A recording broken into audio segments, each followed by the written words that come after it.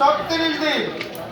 এই জন্য এই আন্দোলনটা 36 দিন ব্যাপী অনেক রক্তক্ষয়ী সংঘর্ষ ও সংগ্রামের বিনিময়ে 36 দিনে একটা সরকারকে আমরা পতন করেছি, যার জন্য এই জুলাই আন্দোলন বা জুলাই গণ অভ্যুত্থানকে জুলাই 36 বলা হয়।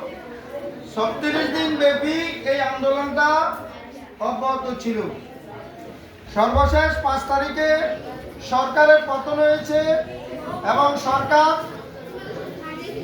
সরকারের পতনের মাধ্যমে ঐতিহাসিকভাবে 5ই আগস্টকে আমরা জুলাই গণ অভ্যুত্থান দিবস এবং জুলাই আন্দোলন দিবস হিসেবে আমরা আখ্যায়িত করি।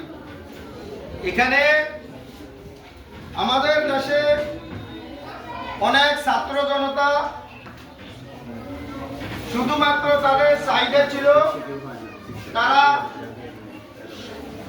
শিক্ষা অর্জন করে, সর্বোচ্চ শিক্ষা অর্জন করে তারা একটা ভালো চাকরিতে যাবে, এই ধরনের একটা আশঙ্কা ছিল।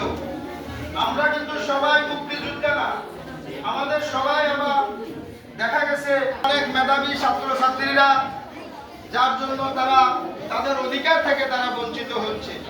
সেজন্য তাদের প্রথম দাবি ছিল কোটা সংস্কার দাবি, অর্থাৎ এটা চলে গেছে সরকার পতনের আন্দোলন। সেই সরকার পতনের আন্দোলনে অনেক ছাত্র জনতা শহীদ হয়েছে।